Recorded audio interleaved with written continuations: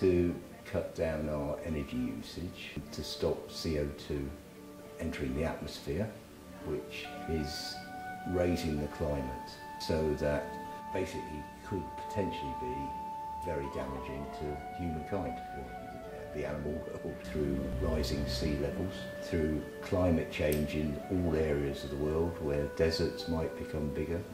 So we'll then have less areas to grow food. You know, it's big issues. The scientists reckon that we've got to keep the world's temperatures not to rise above 2 degrees C. We're heading towards 4 degrees C if we don't do something about it. So in this country, 50% of our carbon, our CO2 emissions come from buildings.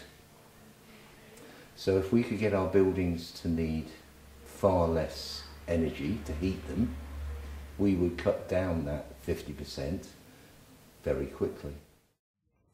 The Green Deal is a government initiative due to be launched in the autumn of 2012.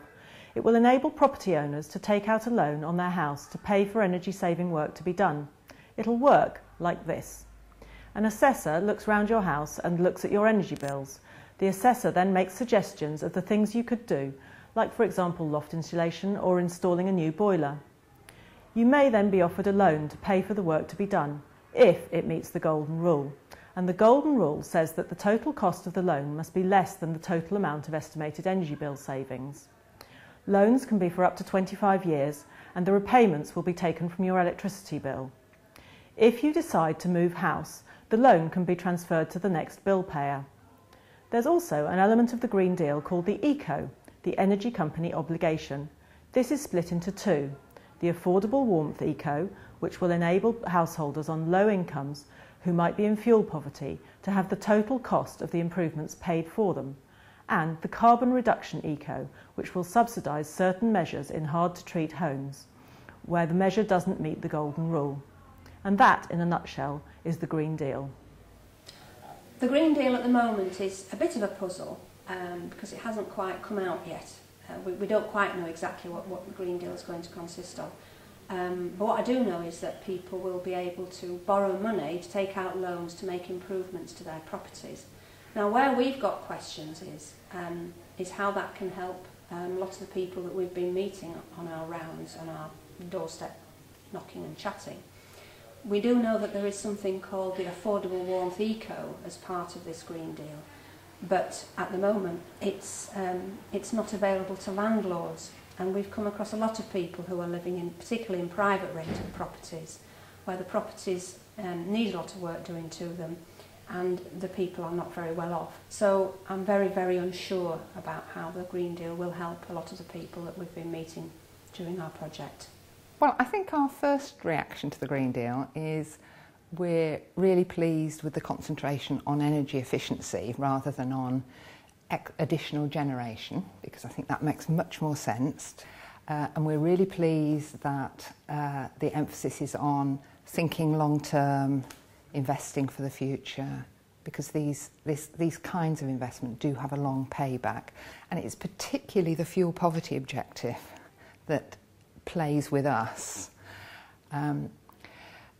Generally speaking, the occupants of our houses are on very low incomes. So we're particularly interested in what the Green Deal would offer in terms of helping to alleviate fuel poverty. The part of the Green Deal that's therefore relevant, that we're looking at quite closely, is the eco part of the Green Deal, the energy company obligation.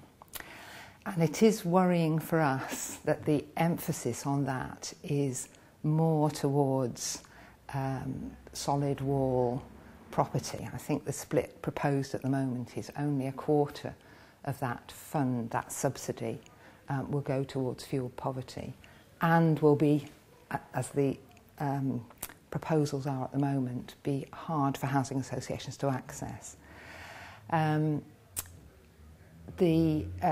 Obviously we do have stock that is solid wall all up and down this valley and elsewhere. So that's important as well, and hopefully we will be able to make some use of that. My name is Duncan Walpole. I run a a renewable energy company here in the Colne Valley. We do heat pumps, solar thermal, wind turbines, photovoltaic panels, and integrate those into building restoration, whatever people need really. The Green Deal is hopefully a great opportunity. We'll have to see how it comes out.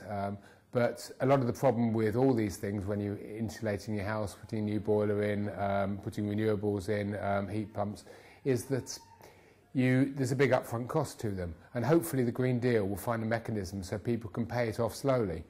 I think it will just depend on the interest rate, really, whether it gets taken up or not. The other question around the Green Deal is the nature of the assessment and the work that's done. Buildings are very complex, and when you start to improve a building, it has complex effects. Now, the Green Deal assessors are going to be basically have fairly limited training. They will not be highly skilled with many, many years' experience in building. Some of them will be, of course, but the training is not set up to give them that level of skill. So the assessment is going to be fairly cursory, and it will be a lot of tick boxing. And what worries me is that you can cause a lot of damage in a building if you apply measures without understanding what you're doing. So there are lots of questions in the Green Deal about how it will work, whether it will give the sort of improvements that we really need. I fear that there's going to be resistance to take up. What people are looking for is savings off their bills. What they're not necessarily looking for is a bill which is exactly the same as it was before, but with a more energy efficient house. If they can get exactly the same bill as it was before and more warmth, maybe that's a bit of a help, but most people are looking for reductions in their outgoings. It will, for some of the smaller measures, it will achieve what it wants to achieve. But sadly, when you consider the sort of measures which will pay back nice and neatly within the golden rule are the sort of measures which are in some places free and in some other ways heavily discounted at the moment, then is it necessarily good news that now you can get a loan to do them? It's pretty obvious that there's a lot of houses around here that people find very difficult to keep warm. It's not surprising because they're old and they've got solid walls and drafty windows. Quite how people can tackle this is difficult because it's a big thing. Once you've insulated your loft, what you do next isn't very obvious other than tackle drafts.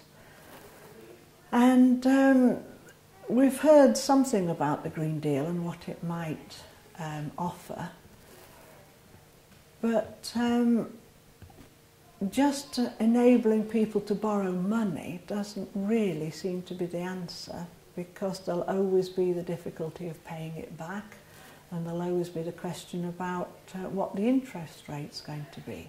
While it's quite clear the Green Deal initiative is to be welcomed, there are quite some severe challenges with bringing it in. The question really will be, can it be brought in effectively? Are the government able to roll it out street by street, house by house? Will it be economical? Will it be attractive in the way it's brought in encouraging the right funding, the right investments? Will it attract the Green Deal providers? Will it attract the householders? And lastly, will it be fair? Will it actually get to the fuel poor of the country? Will it actually enable those difficult to treat houses to be actually effectively treated? I think my biggest question is, will it be able to deliver the sort of savings we really need to combat climate change? All of the research particularly from the Intergovernmental Panel on Climate Change says that we've got a massive problem, and we need to address it with great speed, and we need to be very radical. And the way I can see it, the Green Deal is not going to be radical enough to deliver the kind of savings we really need.